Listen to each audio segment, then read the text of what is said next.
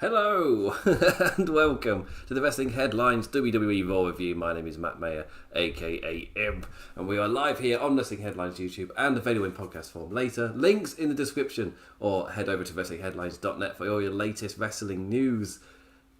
RAW was a mad one. So I want to get this off my chest immediately, off the bat. To start with, Monday Night Raw overall was a less crap show than it has been. Monday Night Raw was less crap than it has. I'm not saying it's been a good show. I'm saying it's been a less crap show than it has been. It's still not very. It still needs a lot of work. It's still not a good show. Don't get me wrong, but it was way better than recent weeks. As in, I've been talking bottom of the barrel, really low motivation to even watch the thing type of stuff. But I was mostly fine with this week's show. 2 or maybe a 2 out of 10. Which, when you've been on 1s or 0s for a run, a 2 out of 10 shows like a breath of fresh air. Genuinely. It was lovely to watch. I enjoyed it. It was nice. But then, it's how you leave them. And the main event just took away all of that momentum, just right back down. And it's the type of thing again where those, as myself and Sam found out when we ran the end of year awards, about to say match of the year stuff, but that's not quite. It was the end of year awards for everything. When we ran that, we found out that those who like the Fiend stuff, they really do like the Fiend stuff, and it shot him up the end of year votings. And there's enough people where that happened quite consistently. Assumably, the Fiend stuff gets numbers on YouTube, on WWE's YouTube channel, for a reason. Watching Raw, you wouldn't know what it is. You wouldn't know that. And, this week's main event, Alexa Bliss and Lily's Playground with Shayna Baszler. My immediate reaction, what the hell is this? And I was somebody who, I guess throughout 2019... I guess my peak in terms of The Fiend was definitely before Seth Rollins beat him at Hell in a Cell. Damn that concussion. Still, the kind of on-scene idea was crap, but the main big thing they had to get doing. Anyway, fall back. Easily, as we all know, Fiend hype main was going into, I guess, coming out of SummerSlam after that match with Finn Balor. And the kind of John Cena Fiend about you've done a decent job kind of rebuilding him, done something interesting. Something different, in crappy circumstances as well. But then we get to where we were with the Randy Orton, Bray Wyatt storyline. And it's, for me, it's a massive problem, which I'll get into. I've got words on this. So, the actual review of Raw itself, depending on how quickly you get through this little analysing / rant, this could be the entire video. I've called it a Raw review. But if I don't get through this quickly enough, if I'm still at this bit at 40, we'll wait and see. Also, apologies in advance for still getting over that cough. I'm miles better than I was this time last week. I'm not going to be dead after this, but you're going to hear me cough every now and then. I'll disguise it into laughter as much as I can. So, with this segment, further and further down into the well WWE go with the Spooky Spook. Immediately, this kind of storyline, if you're making this kind of storyline up as you go, it's just automatically landing them in more and more nonsense as you try and up yourself from the last week. Basically, you force yourself to be up shit's creek without a paddle. That phrase comes to mind. Just making it up, going further and further up the stream. And you're not taking into account at all what you're going to do the further in you go. You haven't got anything to direct you or anything. Characters quite literally drowning in this crap. It's just, and Alexa Bliss telling Shayna, apologise to Lily, Shayna. Apologise, Shayna. Apologise. And that's immediately, she's actually going to do it. With a faux apology, the classic, I'm sorry, I didn't turn on you sooner, psych. That kind of a heel promo from Shayna. And it leads to her stamping on the doll in a big show of authority. She is not scared by this doll. She's going to be the aggressor. She's going to stamp on the doll and show it what's what. Keeping in mind the sentence I am saying, the subject is the focus of these sentences. is the doll. It's ridiculous as it is. At least Baszler later kind of adjusts that a little bit. We'll get to it. Alexa with her, oh no, as the Thunderdome screens start to flicker down. So Shayna leaves like a smart person, but lots of pyro. Fires up and on the ramp as she's walking back, eventually with her running away scared. Turns out Baszler's fear weakness is fire? That's quite understandable, actually, when you think about it. And then back into what I assume is her locker room after kind of stumbling about backstage. She finds herself in her locker room. Conveniently, there are cameras set up everywhere for this. Staring into the mirror, in a freestanding mirror in her locker room, she staring into that mirror. She sees Lily, turns around, doesn't see anything. She looks in the mirror, and Lily's still there. She's freaking out, and we're at this point now with the making up nonsense as you go. We've reached Warrior Hogan. We're at this point. Wrestling fans recognise this bollocks from a mile away. We know this bit in an instant. It's like, you're at this point of creativity. We know this place. But yes, cue Warrior in a mirror as the Lily's reflection freaks Shayna out enough into shattering it, which is how the show goes off air. Shatters the mirror, lights go down, Shayna is like, oh no, and then with a little shout afterwards. That's how it went off air. Interesting one. Was that the further trick, or was there not really a further trick at all? Is Shayna at the end of it is just putting her hands on her head in an no tempered Lorraine Kelly reaction. It's like, oh, okay, all right then. This whole thing immediately trashed online. Me as an Englishman, I got on this morning, I can't remember what it was, like 7 or 8, and it was all there with the amount of time it was ago, so I could figure out how close to the show ending these reactions were. Yeah, it was all there, immediately trashed online.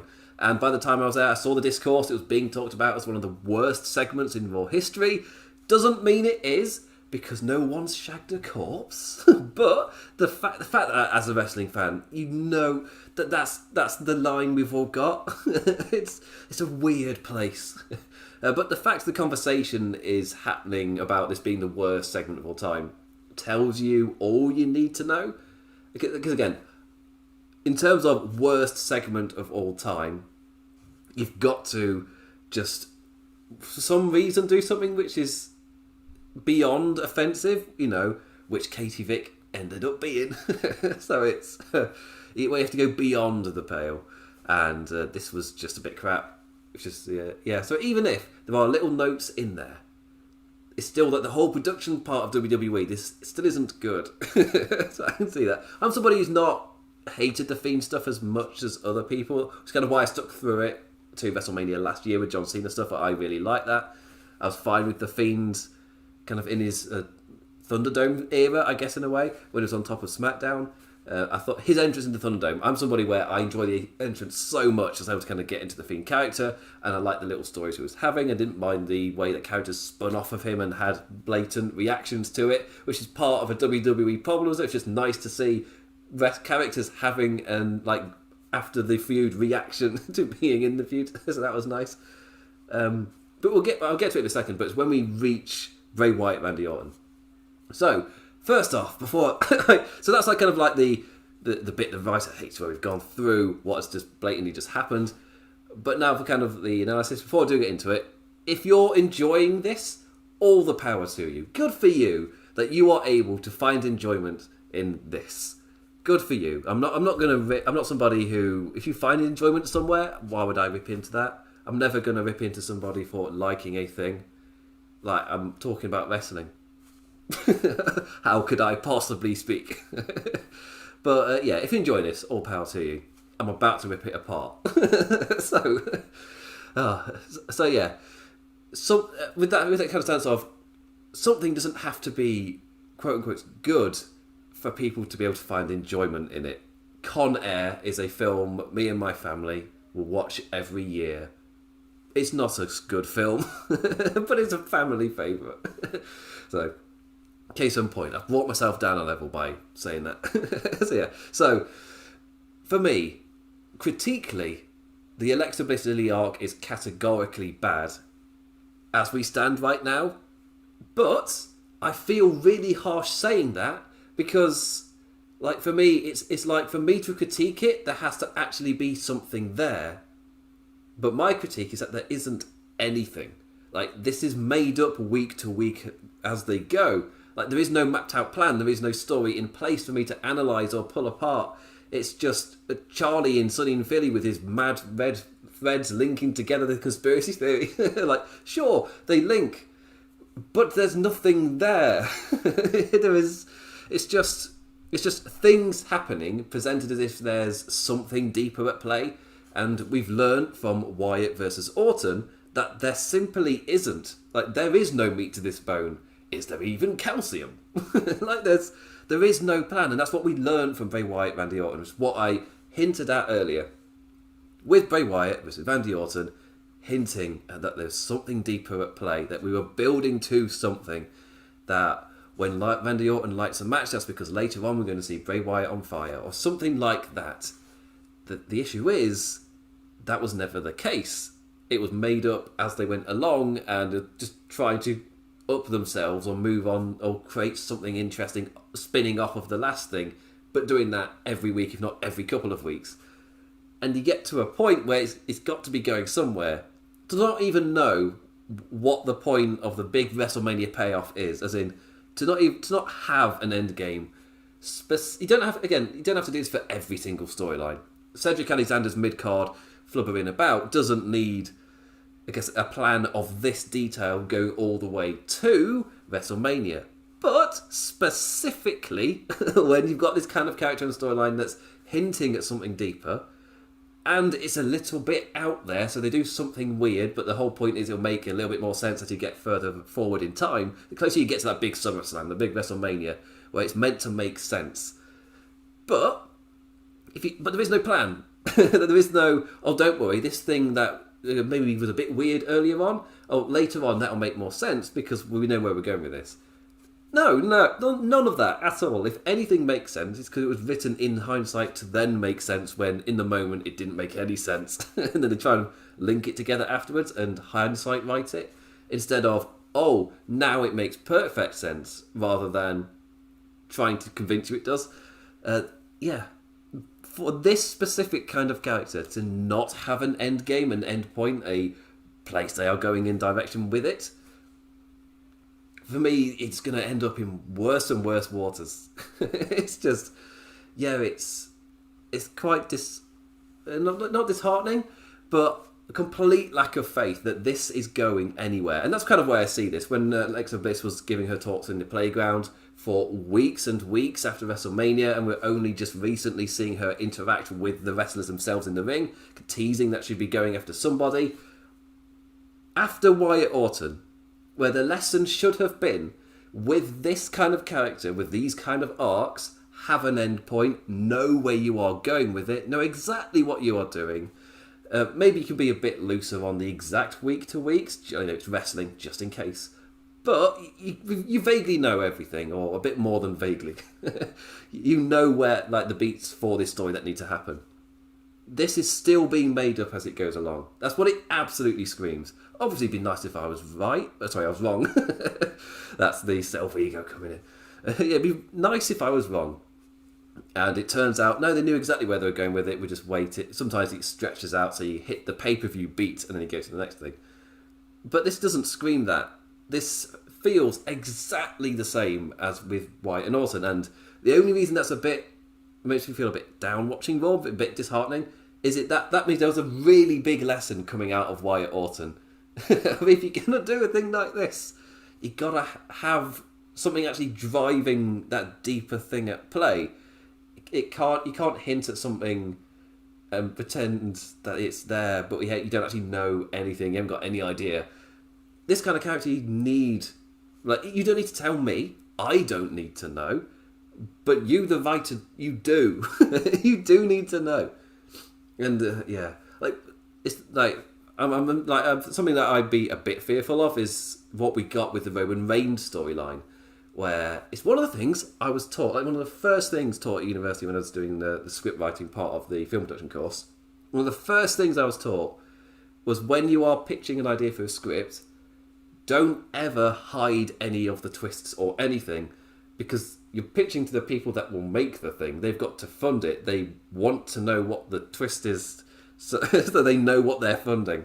And one of the things my eyebrow lifted when I was applying that quote to the WWE writer room. Doesn't mean the writers are doing it, but when who attacked Roman Reigns, when that storyline was happening, who tried to murder Roman Reigns by putting down the whatever it was, the scaffolding, whatever it was on top of him, in an absolutely fantastically unstoryboarded production segment. It's magnificent. But in that, what we were told was Vince knows where he's going with it. He's not like telling everybody, but he knows where he's going with this. There is an end point. Don't you worry. Immediately, flag in my head. What do you mean people don't know this? What do you mean he's keeping it to himself? So it's part of the thing of, why would you not tell the people working on your production where this is going?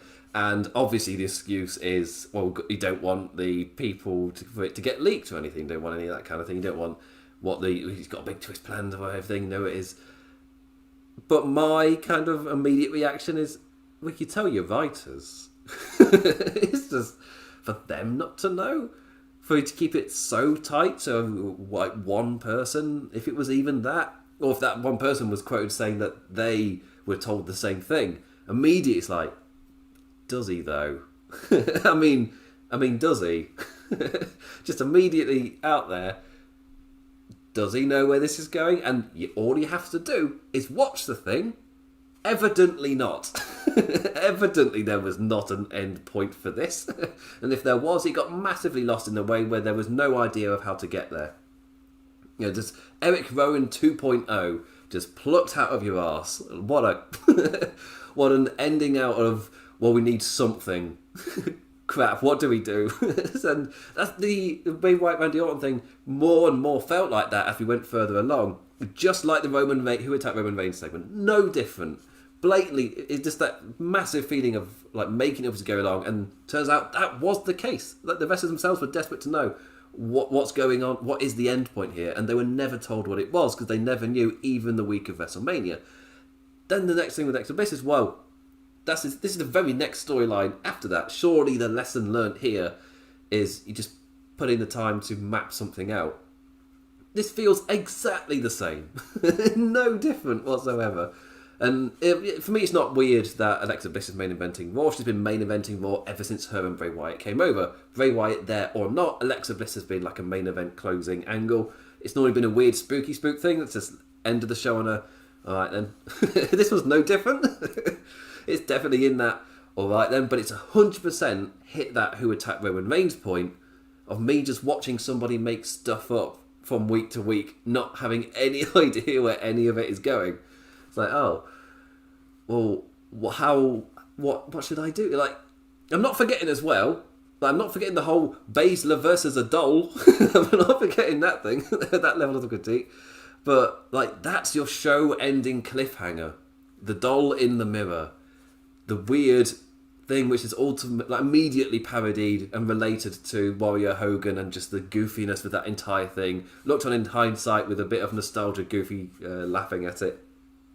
But to do it here in a bit more of a serious vein, it immediately means Shayna losing to the mind games that she thought she was too cool to lose. She thought she was so cool in the moment that she was obviously going to win the mind games. She can't be got like that.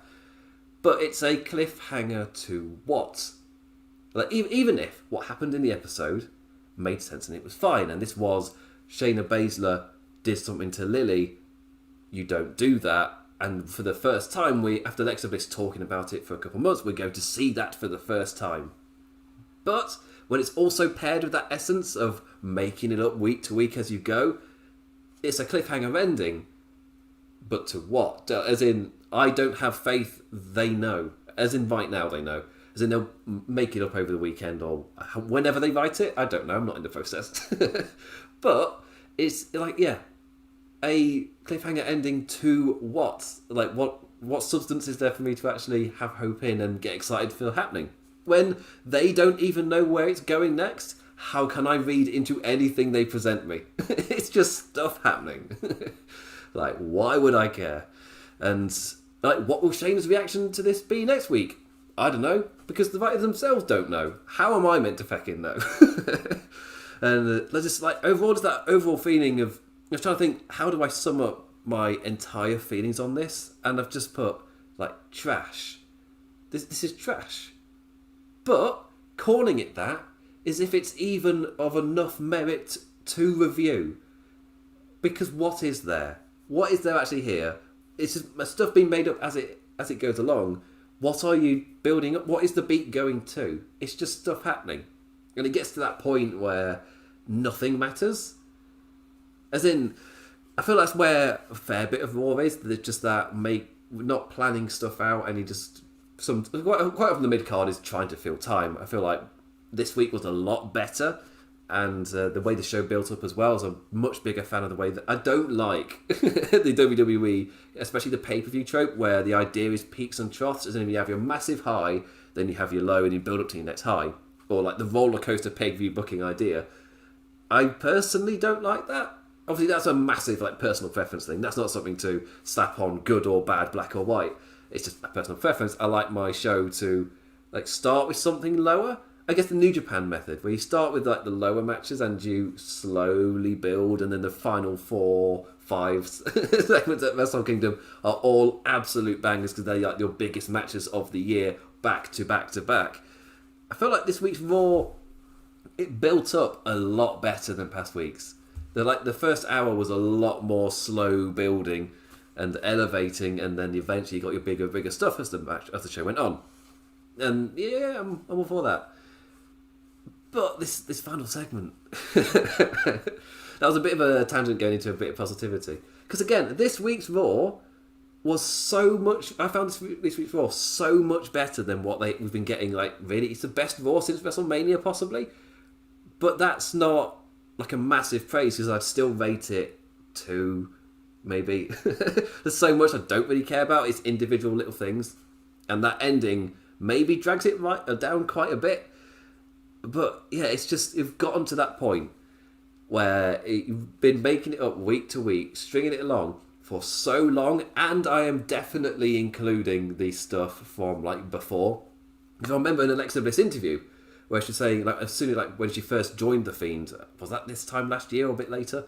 Where like, one of the quotes she was saying was, well, she's really enjoying doing this angle with the Fiend because they don't know where it's going. Every time they come into work, is well, what can we do next? What exciting thing can we take this? But if you do that month after month after month after month with a character which is hinting at something deeper being there, and you're having to string not just the fans but the plot along in order to do that, those strings begin to fray. And we're at that point now. The strings are frayed, and I have zero trust that any of these segments know where they're going. It's just things happening. Then next week you try and follow on from that and try and make it make sense. Again, stringing it along. That's what this is. That's just what this angle is. And I'm at that point where I feel like they have to put in quite a bit of effort to convince me otherwise. Like, you can fall onto something great. Case in example, who attacked Roman Reigns? No, they didn't know where that was going. There was no obvious plan for that. That said, we did end up on main eventer Eric Rowan with an amazing run. Which is like a couple of months where he generally did feel like a big deal on SmackDown. Like, they'd they'd kind of fallen on a really strong main event act. He like maybe wouldn't have lasted forever as a main event act, but he was really strong for a period. There was no intention of him being there. Like, got drafted to Raw immediately. Oh, this is where we actually see you. He dropped off the face so quickly. But they accidentally fell on something and they ended up with something strong, something good.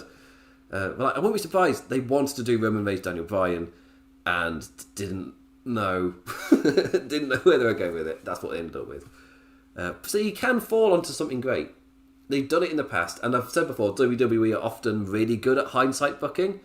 But what I mean by that is it makes months sometimes of it not making any sense, putting out crap television where none of it makes any sense. Then when it comes time for the pay-per-view, you put it together, you make it make sense, and you kind of put that on your go-home show or the one before, and suddenly you've hindsight booked it relatively well. But then it's rinse and repeat.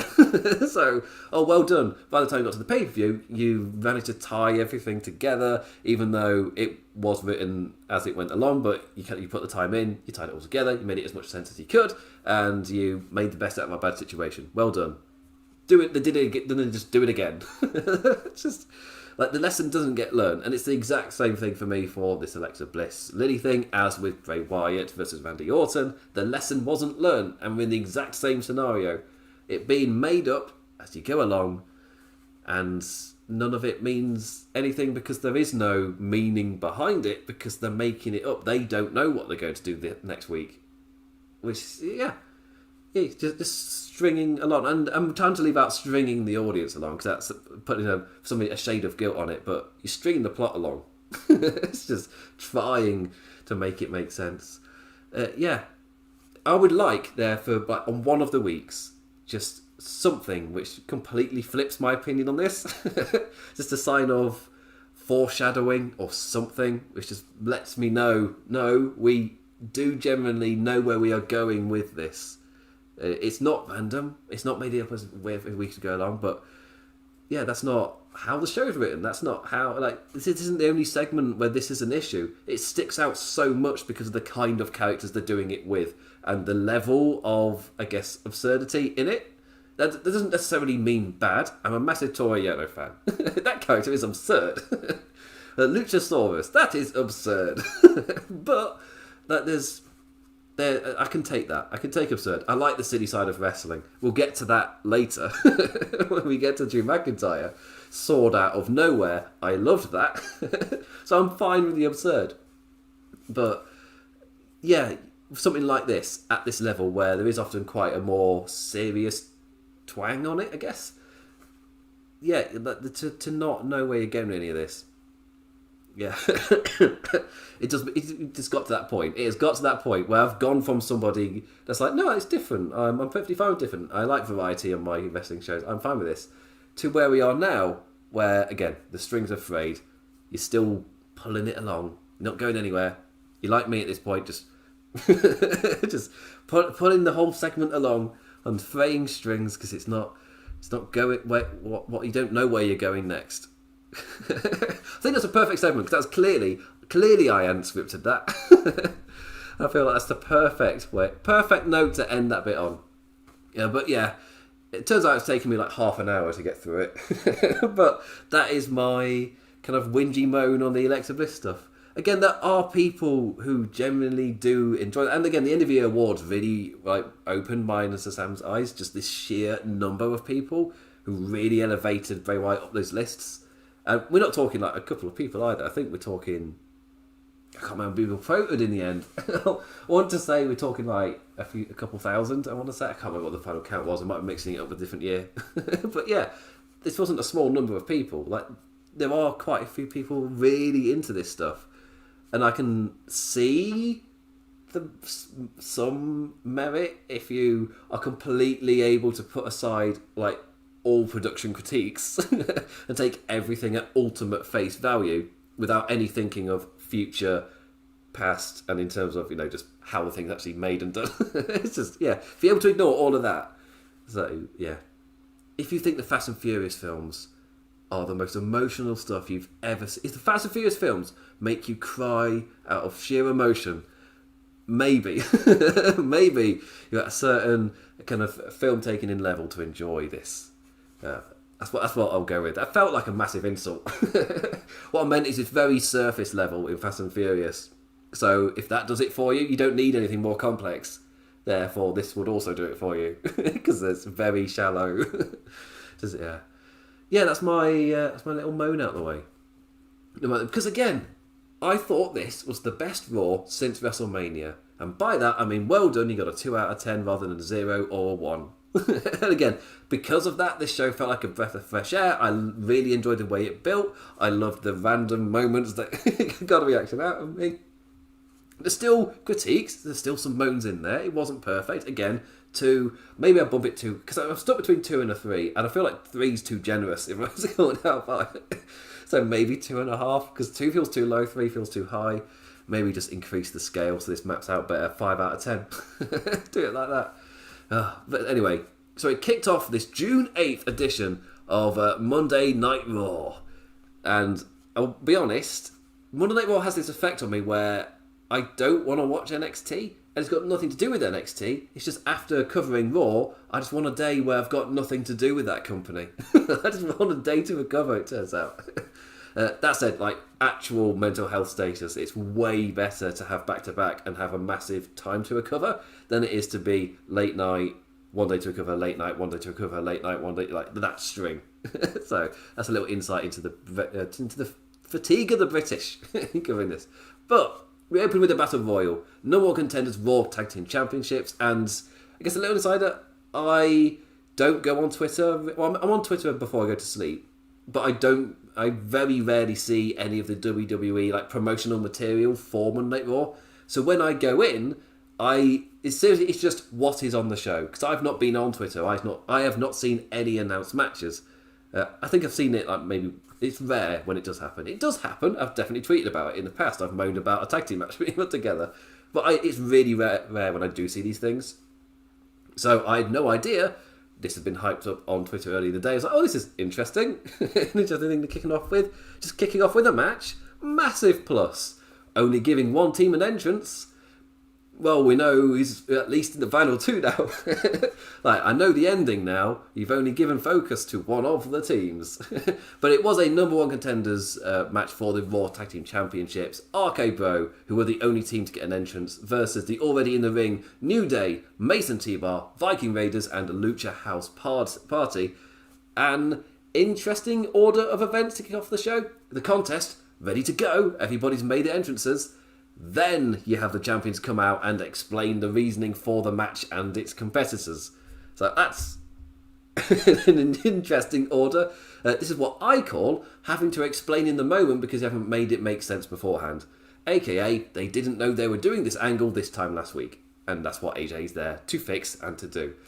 Kicking up into character though, in terms of a segment, kicking up into character, like instead of the promotional script that it was in with AJ's bit, it's like, oh, come on, AJ. It's just a promotional script going through the characters and things, and he's not a character at this point. He's just introducing them and putting them over a bit. So, yeah. New Day with the usual style of retort, enjoyable enough, but RK Bro are just, I find them so enjoyable. They are the highlight of Raw for me week after week after week, and no different here. Miz and Morrison with the final interruption. The latter taking part to moisten the atmosphere of the tag division. Pretty certain that's what he said. Or something along those lines. To be fair, I did laugh at Slow-Mo Miz as he was panicking, being pushed down the ramp in his wheelchair by Morrison. I thought that was a nice little idea. And the double RKOs from the Bros was a nice, exciting way to go to break. But, a little moan. A weird WWE trope reared its head, like for the first time of like many times tonight, kicking off a segment before the break, and to build that intrigue to keep the audience there for when we return. But when we do return, it's something else entirely. We cut to promoting the WWE title angle, showing Lashley enter with his women, with Lashley's ladies. Come on, do the alliteration. With Lashley's lovely ladies into his special VIP area backstage. And then we also go to the commentators plugging it as well, killing even more time. And it's like, I find that so weird. Like, the focus is constantly shifting, and in kayfabe, the thing before the break is still happening whilst they're doing all this. Whilst they're doing all this massive promotion coming from a 3-4 minute ad break. Can't remember how long they are in America. I know over here we've got fewer ad breaks, but the ad breaks themselves are longer because they're 5 minutes, but you only get one. So it's only one in the middle, but it is 5 minutes. So what would you prefer? More that are shorter, or like Moko's more of a tangent? To realise it's a tangent. But yeah, it's a really weird trope. I don't get that.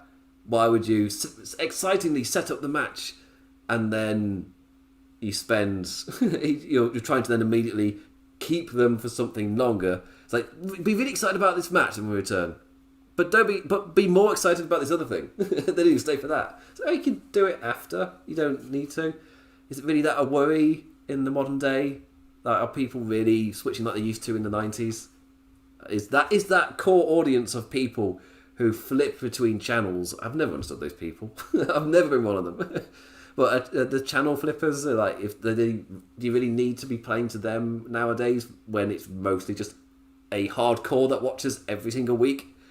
Yeah, the recaps as well. Like, do you need to still be doing that? It's a thing from the past, which kind of made sense in that era. But with the current era, the current technology you're working with, do you need to be doing these things anymore? Anyway, the match itself was a battle royal. So, yeah, that's an absolute, like, an automatic bit of fun baked in. Morrison, the first eliminated after he went full Yano antics. Never go full Yano. High Justice delivered to Riddle. High Justice? What are they? Paladins? Am I right?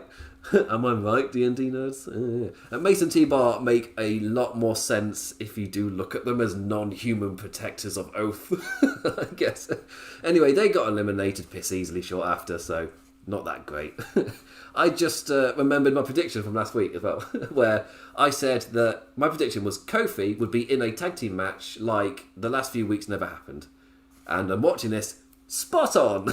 Like, losing a number one contenders opportunity had no effect on his character. Who cares? Am I right? Also, I was really happy to be proven wrong later in the show. We didn't see any of it in this opening of it, so it's interesting to see nothing reflect on his character here. Like the first time we see him, it was when he was backstage giving an interview that we did see it. But both times he was out in the ring, he didn't get any sense of it. Kingston being flung over the top rope was what activated that sudden memory, like shortly followed by Orton and Riddle in a surprise ring win for the Viking Raiders. As I know how to talk, trust me, using our assumption of RK Bro winning against us. And when I say assumption, it's because that's how it was presented. They were the only team of focus. They were the only one to get that entrance. They got that focus. They were the core focus at the start of the show. So when I say assumption, it's more because that's what the kind of filming and the whole production has told you. They have told you these are the focus. Therefore, you focus on them. My God, what a crazy idea. What a crazy idea for the audience to then, focus on RK and Riddle. I reckon they're going to win. I reckon it's quite predictable that they're going to win. That people probably said on Twitter, and I've not looked and I wasn't awake at the time, but I'm 100% certain somebody went, well, it's obvious RK Bro are going to win. I know it because I did it, but I got that feeling, but I also know why I got that feeling. It's because that's what we had been told. And but you can then use it. They use it as a little surprise, a little diversion of, oh no, they didn't win here. And like Viking Raiders before I get to the Viking Raiders, using our assumption of RK Bro winning against us. To be fair, I'm enjoying that odd pairing so much. Like, yeah, stretch it the hell out. Stretch it all out. Like, I'd be happy for them to keep building through to SummerSlam. Like, don't give them a title opportunity until the biggest party of the summer. Just things keep happening. They keep not quite making it. Something like this. And you can just delay it until the biggest party of the summer. Don't then break them up. This is my worry WWE, where with an idea like this, it's an arc for the summer, rather than establishing characters being in this situation. It's kind of, my worry is, the idea is it will be over by SummerSlam and it's on to the next stuff. When personally, I would love to see it kick into its highest gear, as in use the summer to get us more and more invested, give us that massive moment, then give us a nice run, and it's like maybe even at WrestleMania. If they can get that far, they won't. Riddle be losing at Fastlane. That one said all this. But yeah, keep it going for as long as possible. That's what I do. On to the Viking Raiders. From returning to not being on TV for a month, to backstage fodder, to number one contenders. Like, it really is that sudden. It's that quick in WWE. You can go from main event to title contenders in a heartbeat, because wins and losses do not matter. After the break, we got our character interaction between the champions and new challengers, because, oh crap, the pay-per-view's next Sunday. Honestly, it'd be nice if they knew where they were going, like, long before this week. But we have had pay-per-views thrown together last minute without any of this character added, so this isn't that. That's the only that's the positive I will give. This isn't no character. It is character. It's put in the effort to do it. Yes, it is like the week before the pay-per-view, but we've had it where it's not even happened. So you're watching the match even more not caring. This is before pandemic as well, like 2019, the number of pay-per-views, I want to say 2, it's not that big actually, but the fact it happened more than once is a bit worrying. Where you got to the week of the pay-per-view, there's like 1 or 2 matches and the rest of the card gets thrown together on the weekend. It was a really weird choice they started doing, and it's coming out that it was all on purpose to try and build the hype on Twitter that weekend. It was like, well, you're not going to spend weeks trying to do it. You're just going to do nothing and then on the weekend go, like, surely that doesn't make any sense to me. Anyway, next we got Elias versus Riker's haircut. Yeah, Riker's not getting cheered. What's the live crowd return? Pretty much that's a given, right? We're all in agreement here. It's just, like, again, I'm not American, don't live in America. He's not going to get cheered, is he? It's just, he's like the piped-in Thunderdome crowd is the best he's going to get. It's just, you just know it. It screams it. It's like, yeah. Like, in terms of, like, if the audience doesn't take in any outside context, because there are people who will be like, they're taking those people. He screams John Laurinaitis, mid-2000s, muscly guy that just fades away and becomes obsolete. Obsolete. He's that. But then you add the other stuff on top, and you've got a whole section of the audience, like half the crowd, if not more, that will, because of what we know about him, will boo him because of that. Maybe it's less than half, maybe it was a bit over the top there. But still, it's a hefty amount of the audience that will refuse to cheer him. And it's like, because we're in the Twitter age, like, we know more about the performers than ever before. And yeah, wrestlers in the past may not have been nice people, and you may not have then cared. Times have changed. The curtains have been drawn back a fair bit. We're now in this era where that stuff matters. And I think that me using those words is on purpose. It matters. And Viker's not going to get cheered. Just to bring it back, Viker and his haircut is not going to get cheered. It's not going to happen. He will get cheered by some people, obviously. I'm not saying it'll be like just full arena boos. I highly doubt that. But he's not going to get that over. The only way it will happen is the mega push idea. But I don't have faith in WWE to commit to things. And if a section of the audience kind of refusing to really get on with it, as in giving no reaction, maybe, I don't see it working in his favour, really. I really don't. Anyway, here we go with what I guarantee is at least a series of 4 straight matches we'll be seeing between these two. At least. Bare minimum. What else will they be doing? Seriously. This is it. Big muscly Riker out-muscled the less muscly Elias, who just upped and left. Guaranteeing our match next week. As in, I wrote that. I wrote the first part. I was like, I bet we'll see 4 straight of these, like back to back to back. And then this ending happened, and it's like guaranteeing the setup for the match next week. As in, match 1 is specifically like it's Benjamin Alexander again. It's like match 1 is nothing, but here comes match 2. It wasn't even really match, was it? But you want to see the match now because you didn't really get to see the match first time. Didn't really want to see it the first time. But you didn't get it. We've had the heel be a bit heelish. Didn't really want to see it. We're stuck in that route. A cue generic guitar theme, baby. Riker's now a babyface. We'll see how long it lasts. Right, into bollocks that I love. A Hell in a Cell contract signing.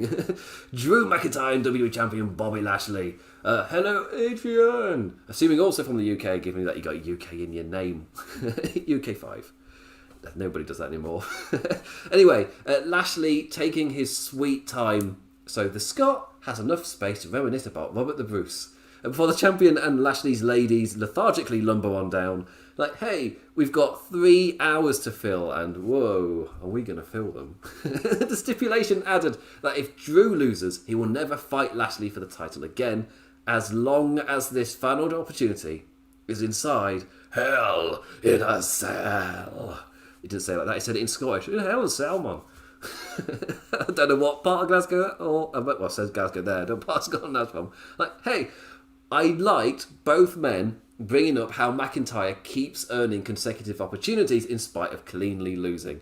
This is the hindsight booking I was talking about when I was moaning about the Alexa Bliss stuff. That's the exact same thing I was talking about. Adrian's from Burnley. Can I do it in a Burnley accent? No, I can't. It's too late. It's 10 to midnight. Suddenly, do you know how a Burnley accent works? Kind of. Is the answer. Anyway, I did like both men bringing it up. It's that hindsight booking of you do stuff that doesn't really make sense, and they've had to make it fit the schedule rather than fit any kind of like moving on logic. So they've not moved on, and the audience, obviously, that is one of the main things of you're not moving on. It feels like we're just stuck in this same gear. The car's not going anywhere. Are you going to drive somewhere? You're going to change gears and you're going to do something. And this is the hindsight booking to kind of course correct in a way. And they normally do it quite well. And I personally did like this. I was fine with this. And like WWE often reach this point, but at least they hit this character point before Hell in a Cell this time. Like McIntyre's feud with Orton, Hell in a Cell was the title change to keep the feud going for 2 more pay-per-views. It's just, yes, one of them was Survivor Series, so it was kind of put on hold for a little bit, but still, there was 2 more pay-per-views that went by and they were still the title feud. That's insane. That is insane. But yeah, when my favourite part of the show, I don't know if there was another comedic thing that got me, but like an RPG character, Drew McIntyre whipped a sword out of his inventory and cut the table in half. Sword out of nowhere, just bang. The kind of wrestling bollocks I absolutely love. I thought that was easily, it made me laugh the most. It was the commentators reacting to it as well. I was like, oh my god, he's got a sword. How did you not see that? How did nobody see that? The fact that the logic of this, the only logic I could think of where this makes sense is if he, again, like an RPG character, has an inventory where he can just pull out a massive mallet and just slam it down. That's my logic here. That's my reality. Drew McIntyre went into his inventory, found the sword. It's a 2-handed weapon. He had to drop the pencil. he found that and he bang. Oh my god, he's got a sword. No, it's just sword out of nowhere. Might be just it's just the fact that was a reaction as well. Like it's amazing. I love it. I absolutely love it. Yes, it's in a bit of a piss take, but it's wrestling bollocks, and I love it. The idea that the characters in the ring are selling the fact that he drew a sword out of nowhere. It's just it's amazing. Because where else was he hiding it apart from production passing it him? Like, there is no... I can't think of a kayfabe place where the sword was, which is my favourite thing about it. I was like, it was under the table, but Lashley he was also sat at the table. It wasn't that ability to be hidden. Oh, it's amazing. It's a big sword as well. I love it. Complete wrestling bollocks. It's great. Anyway, let's move on to Ricochet versus Humberto Carrillo. Sheamus, grumpy at ringside after getting his face smashed in last week, as we transition on from Drew's inventory sword onto Sheamus yelling gobshites. You gobshites! At Richard and Humblebert. A big pop from me for successfully sneaking in Irish swearing. Get the feck in there, Sheamus. Yes. Rich, the more opportunistic of the two, as both of our top US title contenders are given time for a wee back and forth, but we got to get that triple threat, so screw the wrestling to get to the finish ASAP, I guess. Spanish Fly off the apron for a count-out draw, and it's Sheamus's music that plays to end the segment. These are your top contenders. We're meant to believe they can challenge Sheamus for the title, and the champion's music is playing because of how much they both suck. It's not a great momentum pusher or convincer that they should be challenging for the title. No. Like, last week, I wasn't a fan of last week's booking either, where they had them back-to-back win via distraction roll-ups. That was a weird issue on last week's show. There were like 3 or 4 over the course of the show, distraction roll-ups. But this was back-to-back here. And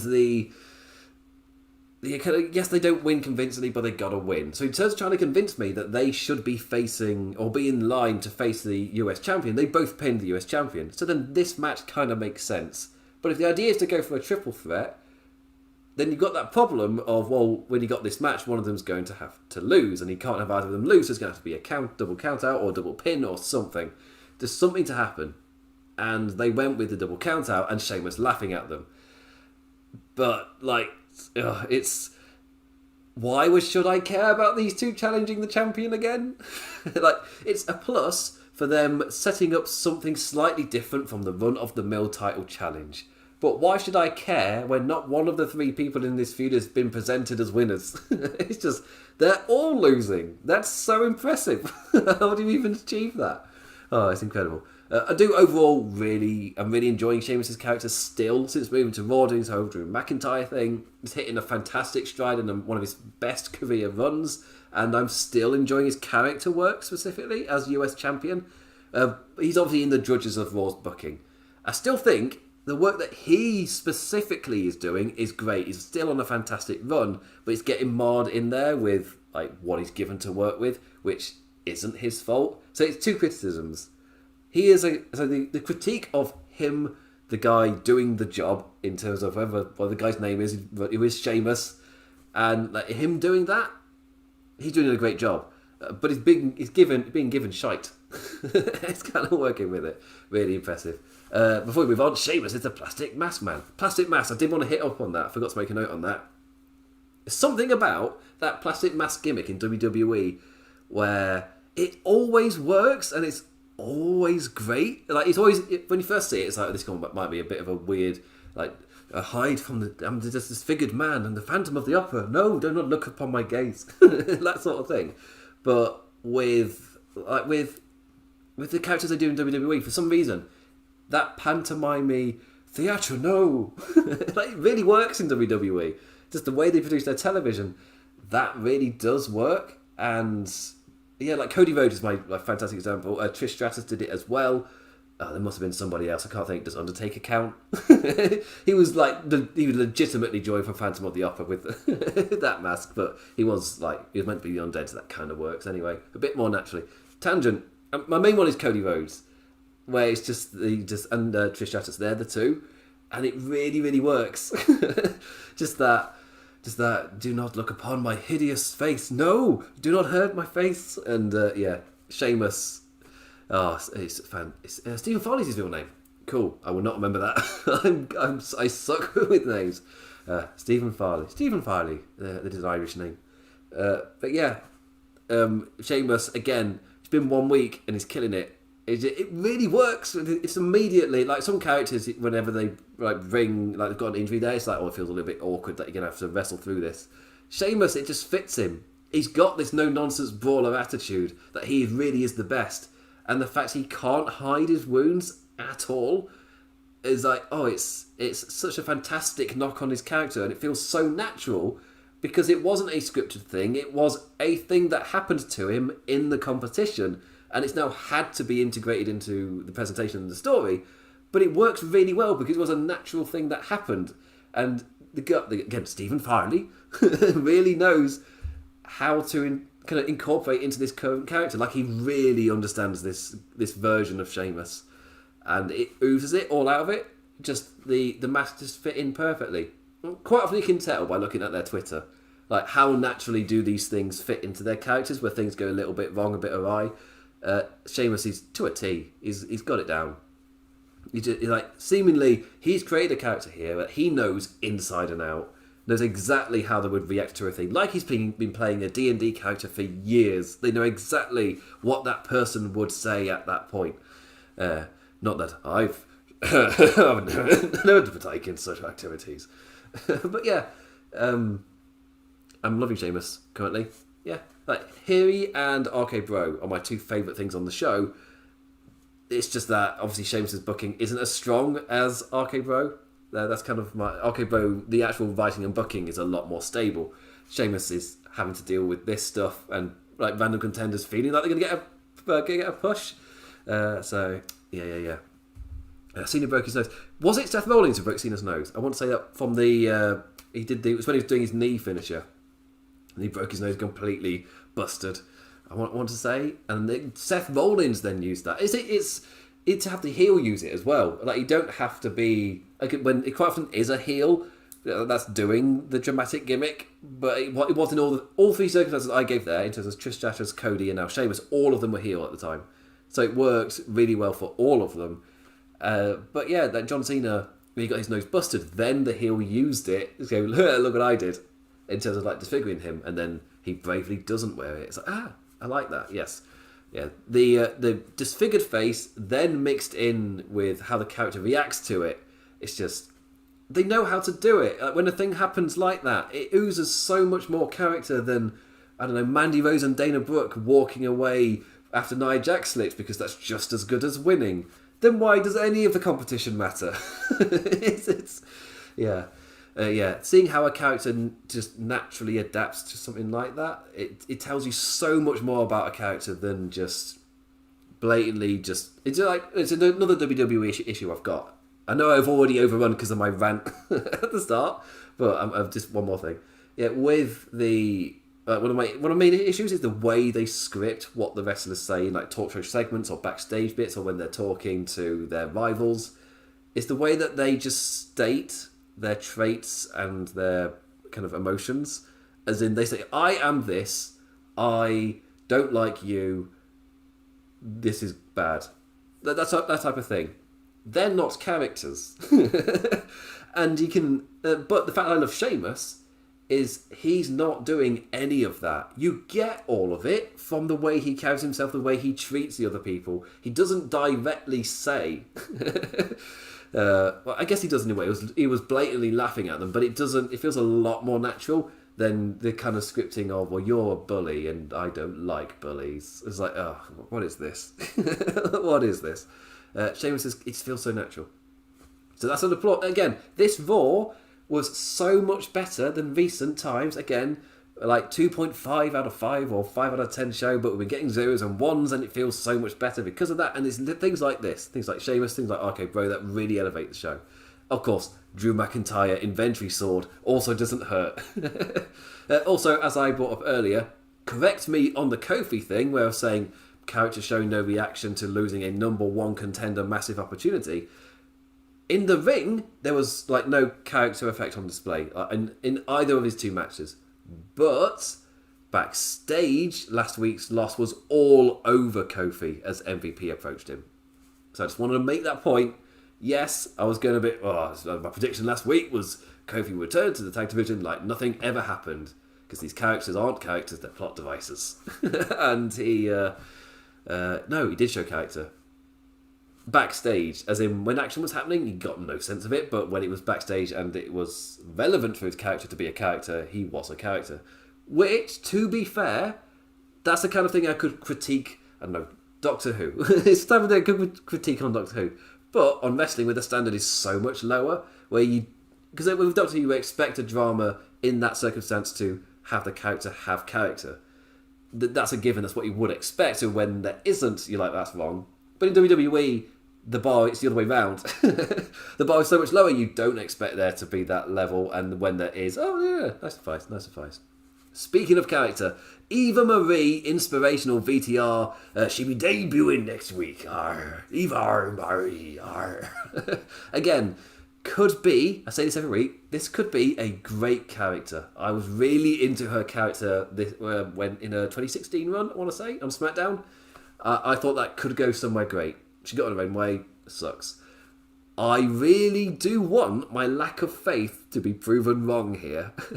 As in, this could be a great character. I just have zero faith in the current, I guess, production climate team of WWE to carry it out. Whoever is at fault, whatever person that is, for the reasons the show is like it is, because of that, I have no faith that a character like this that would need consistency, that thrives on that kind of attention to detail, I don't expect I don't have faith. What this show tells me is maybe 3 weeks and then we immediately start falling off the wagon. If that, Mansoor was one, dropped, brought back again. They do that sometimes. Bianca Belair was one of those where she was brought up and then just disappeared off the face of the earth and then slowly built back up again. At least with Eva Marie, they've seemingly with the promos showing intent, like there is an idea. Hopefully there is an idea and they're not keep showing these because they're just finalising what they actually want to do. Hopefully you know by this point. Hopefully. Anyway, she debuts next week, so we're going to find out real soon. Right now, into the drudges of the show where it's a lot of stuff that just happened. So, Jeff Hardy versus Cedric Alexander. A mid-card vet managing his way off of main event into a nothing match against a mid-card character going nowhere fast. I saw on WWE's Twitter, well, not on WWE's Twitter, I saw on Twitter from other people that this was apparently a big win for Jeff Hardy, this being his first since January, and yeah, that would be a big win for his momentum. Thing is, they didn't bring that up once on the show itself. So in terms of the actual product, what is the story they are telling me? I was told the story about a rookie wanting to brush aside the old past as the vet teaches a lesson. Absolutely no mention, or nothing to do, with Hardy's losing streak. The streak was never mentioned. It was never presented as a thing. I wouldn't have known it was a thing if I didn't exist on Twitter. Wouldn't have seen it. Wouldn't have known. And what really helped with that is they did 2 camera promos, like immediately telling us their motivations and perspectives going in. And I'm a massive fan of those, but that really helps with this specific thing where I saw on Twitter before watching Raw, because again, I often need to go on to respond to people, I see things. Like I saw on Twitter that this was like a massive win for Jeff Hardy's first since January. This is like, yeah, well, you should be cheering Jeff Hardy. This is great. He got this massive win. It's like, oh, okay, so that's what the segment's about then, right? And then I watched the show. Oh, wait, no, yeah, no mention. This is an outside of the show narrative that's been put on. It's a real narrative that does exist. They just didn't use it. So it's not part of the narrative they're telling me. It's a part of the, I guess, fandom narrative that isn't the same thing. As in, the story the fans put on it, because it's maybe a thing that has happened, but either they didn't realise or they didn't really want to use that. It was like, oh, we didn't mean to have him be on such a losing streak, or they didn't know, but fans kept track of that. I'm not nerdy enough to know that. I can't remember, like a few weeks ago.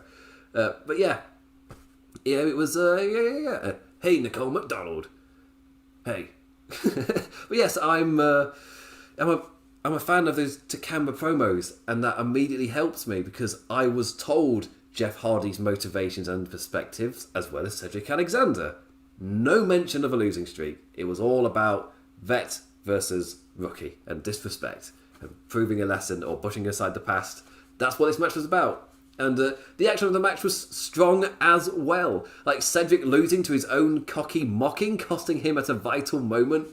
And like just to hammer home the point that I'm kind of making here as well, of the Jeff Hardy losing streak is a great example of a story put on by the fandom that wasn't actually told. As in, you've had to put your own thing on there to get more investment in this, because what you were told wasn't that at all. So Byron saying, his own worst enemy, as Byron put it. Graves saying, the Swanton Bomb never gets old. Purposeful phrasing there. As Smith chuckles at the veteran mocking Cedric after the match. Any guesses what the story was here? Any guesses? Could it possibly have been the disrespectful rookie against the veteran out to prove and make a lesson? Nothing to do with the losing streak. Again, quite often, if you definitely want to know what the story is they're trying to tell, listen to the commentators after the pinfall, because they're kind of they're going hard selling the final beats of the story before we switch over, and they were hammering that home. Nothing to do with the losing streak. So yeah, so if they may bring it up next week because the fandom was so strongly talking about it when it went on Twitter. But I kind of feel like, yeah. Anyway, tag team time. Hell yeah, just checking what I've got. Yeah, I've got like 3 more matches to talk about.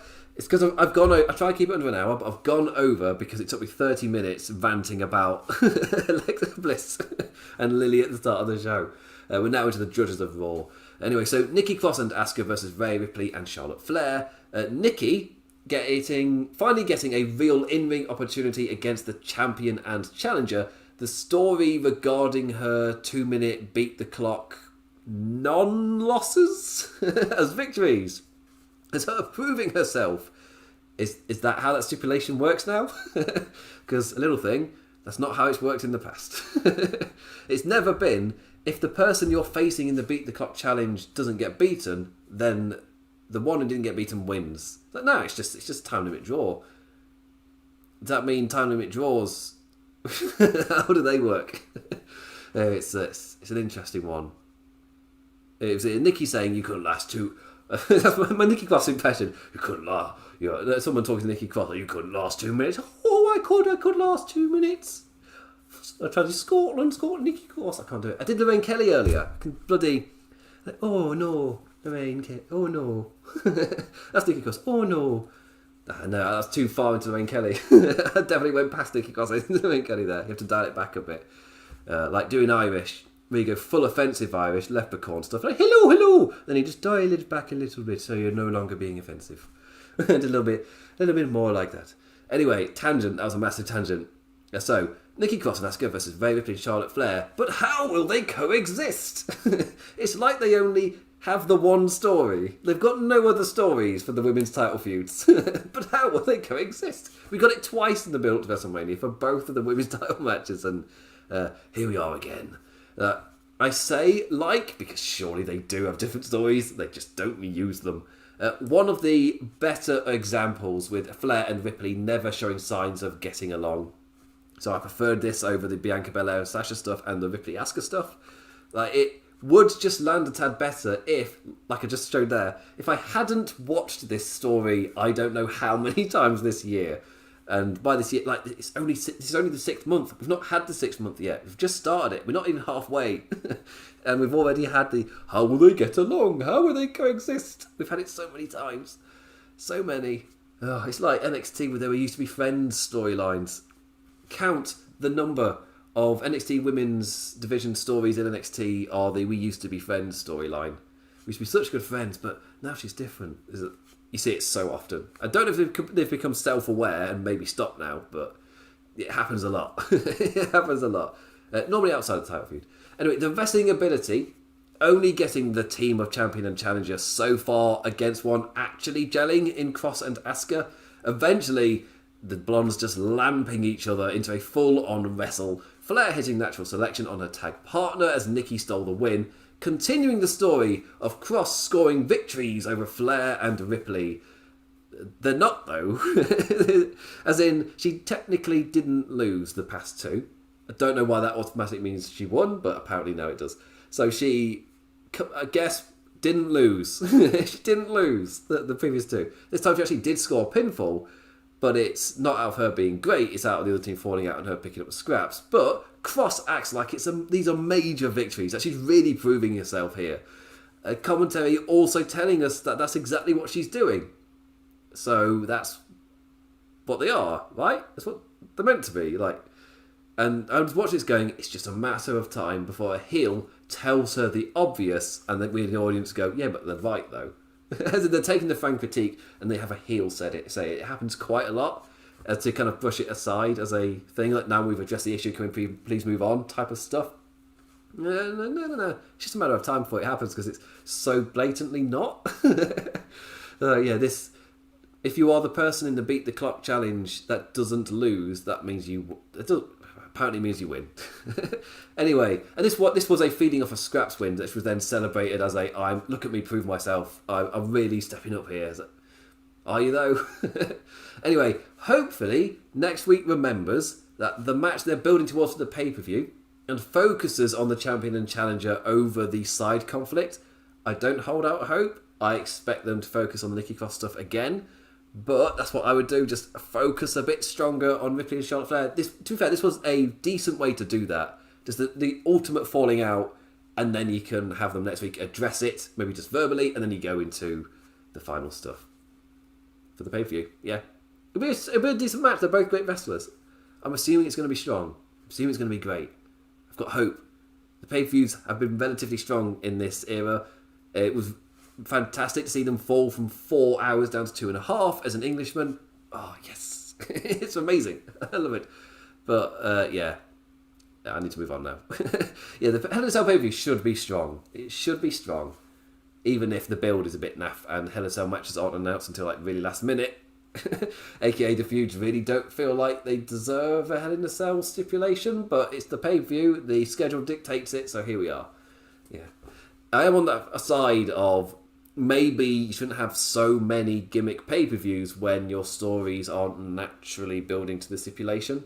So it's just, we do this because it's now the date that this thing happens on. Where I'm a much bigger fan of, you don't have like set stipulations because of the date. Aside from Royal Rumble and stuff like that. Apart from those specials, Survivor Series-y things. But like, massive feud enders, like Hell in a Cell. It loses a lot because this is just, a lot of the time the matches don't feel like they deserve it. Sometimes they do. But this year there isn't really anything for that. Anyway, Gulak versus Mansoor. Ah, yes. Mansoor with the speedy run down the ramp young boy entrance to face an already in the ring Drew Gulak. Ah, yes. I wonder what the over-under on this segment going under 5 minutes is. And huzzah! It went 4. Predicted it perfectly. Earlier in the night, Ali asked the question of what Mansoor would do. Like, yes, he's saying that he's ready for the match, but what will he do when Gulak does whatever it takes to win? So this match was Drew ticking off each individual cheeky method Ali listed. Mansoor reversing a roll-up, pulling on the tights into a pin of his own. And hey, if I was Drew and I had a rose unwillingly shoved up my bum, I'd also become a nothing plot device in somebody else's story. I'm genuinely liking the mini build developing between Mansoor and Ali. Fingers crossed they remember it longer than they did the storyline for the guy he literally just beat. Hopefully. That said, this Ali and Mansoor storyline does feel miles better, though. Like, to be fair, it's miles better than whatever Gulak Angel Garza was building to. Like, I do miss my most unknowingly homoerotic storyline in WWE. I miss it. But yeah, it's gone. It's gone. With Angel Garza, so now Drew Gulak is a plot device in somebody else's story. It's like, oh, that's a shame. But yeah, Mansoor and Ali have so far earned the development. It's been 2 weeks, and I've loved both promos. And both guys seem to be nailing their kind of perspectives and characters in it. Good stuff. Good stuff. And the final thing to talk about, and I'm happy it's a positive, you got your 30 minutes of Grumpy Imp. Now you've had your slowly building to a, no, the show was fine. A major improvement over past weeks. It wasn't a 1 or a 0 out of 10. Massive improvement. Matt Riddle and Kofi Kingston with Xavier Woods. A follow-on from the final elimination spot of the Battle Royal that opened the show. The building angst between the two teams continuing to develop. Thumbs up from me. The question being, would Randy come down to help his teammate from ringside? Initially, no. But has his character developed enough to be at that point? Yes. Siri, play Randy Newman. They're going to be friends. This time, the attempted RKO from the Bro failed and he ate a trouble in paradise. Paradise? Randy does not approve. Randy Orton. I'm sure Randy Newman senses a positive aura in the air whenever new friends are made. But yeah, it was a nice little follow-on. As we continue to build that angst and kind of refocus Kofi Kingston in a more natural way into the presumably pay-per-view feud that's going to happen between New Day and these guys. Which I think, because I was saying, it feels like it could quite naturally go to a title opportunity for RK Bro. But because I'd like this to last as long as possible, that means there is benefit in holding off their title opportunity, even if that means you're then temporarily giving it to a team that weren't even on TV. I mean, the benefit is, you found a way to get them on TV. You found that way. And then we get to what we've got here, where we've got RK Bro still building really well, and my critique gets put to the side because they did it. They found a way to transition Kofi naturally from being number one contender and losing, and then back into the RK Bro feud. So yeah, and Kofi Kingston won. He got his win back. After Xavier Woods lost to both of them. Kofi Kingston's the guy that comes in and wins. But it was because, it was specifically why as well, where Matt Riddle was going for that RKO, but it failed, and then Kofi Kingston followed up. And Randy Orton was just like, what you like, kid? You got a lot to learn. So yeah. Anyway, yeah, still massively high on Arcade Pro, pun intended, and I'm still really enjoying. What was the other thing I mentioned? Oh no. It wasn't Inventory Sword Drew McIntyre. I was praising something else. Sheamus, that was it. I still really enjoy Sheamus' character.